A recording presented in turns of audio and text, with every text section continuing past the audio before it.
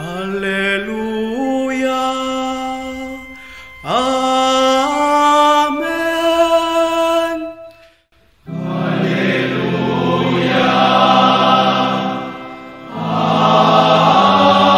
Amen. Mes chers amis de Café Évangile, venez à moi, vous tous qui peinez sous le poids du fardeau, et moi je vous procurerai le repos. Prenez sur vous mon joug, devenez mes disciples, car je suis doux et humble de cœur, et vous trouverez le repos pour votre âme. Oui, mon joug est facile à porter, et mon fardeau léger. Bien-aimés dans le Seigneur, qui peut parler ainsi s'il n'est pas Dieu? Ces paroles sont chargées de la conscience du Christ, de qu'il est Dieu, de qu'il est venu sauver l'homme et tout l'homme. Et en écoutant ces paroles en ce temps de l'Avent, nous devons redoubler de confiance en celui qui vient, en celui qui est fidèle à sa parole, en celui qui vient porter sur lui le poids, le fardeau de l'humanité. Et qu'est-ce que le Seigneur veut nous enseigner? Hier, nous avons écouté dans la première lecture les paroles du prophète Isaïe. Consolez, consolez mon peuple, dit le Seigneur. Et aujourd'hui, il nous dit, venez à moi, vous tous qui peinez et ployez sous le fardeau, et moi je vous procurerai le repos. Il est notre consolateur. Il vient charger sur lui tes péchés, tes faiblesses, tes chutes. Il vient renouveler son amour, sa proximité à toi. Je ne sais pas s'il y a quelqu'un dans ce monde qui n'a jamais souffert. Peu importe que tu aies une quantité de richesse économique, toujours est-il qu'un jour, tu as fait l'expérience de la souffrance, du moins à travers la maladie. Personne dans ce monde ne va pas dire qu'il n'a jamais été tombé malade. Et nous savons ce que c'est que la souffrance. Et la souffrance, elle est pire et terrible quand elle est vécue seule, quand elle est portée seule. C'est ça le grand dilemme de la croix. Quand devant la croix, tu es seul, il n'y a personne qui te dit ça va passer.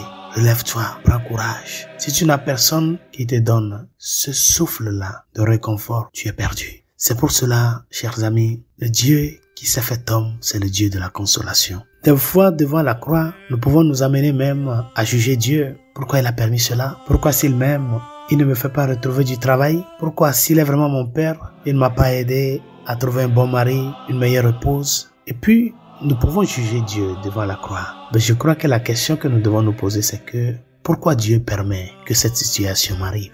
Pourquoi il le permet? Ce n'est pas sa joie que nous souffrions. Mais si la souffrance nous parvient, c'est parce que Dieu l'a permis. Pourquoi il le permet? C'est ça la question. Et cette question, chers amis, la réponse, seulement nous pouvons l'avoir si nous levons les yeux vers la croix du Christ. Si devant tes situations, tu te plantes les pourquoi Dieu a permis cela, lève les yeux sur la croix et repose cette question, pourquoi Dieu a permis que son fils meure sur la croix. Si tu arrives à trouver de la réponse à cette question, tu trouveras la réponse aussi à la tienne. Que ce temps de l'Avent soit un temps d'essoufflement, chers amis. Dieu vient porter ta croix, ta souffrance. Il n'est pas un Dieu étranger à l'homme. C'est un Dieu qui est entré dans notre histoire pour la souffrir avec nous, la transformer jusqu'au fond et la donner une nouvelle lueur. Que sa grâce nous aide afin que nous ne perdions pas de vue qu'il est présent. Peu importe la grandeur, la lourdeur de la difficulté que tu portes, n'oublie pas qu'il est présent. Et dis-lui, Seigneur, toi qui es présent avec moi à ce moment-ci, portant cette croix,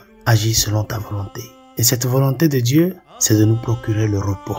Il vient nous soulager. Il ne vient pas nous quitter la croix. Vous voyez, procurer le repos signifie juste un petit essoufflement et recontinuer avec la route. C'est ça. Il vient te soulager. Par conséquent, notre identité de chrétien doit nous amener à ne pas perdre de vue que la joie du christianisme, c'est que Dieu s'est fait homme. Il est rentré dans l'histoire humaine et il a fait de cette histoire son histoire pour la transformer avec sa passion, mort et résurrection pour notre bien et le salut de l'humanité. Bonne journée, Dieu vous bénisse.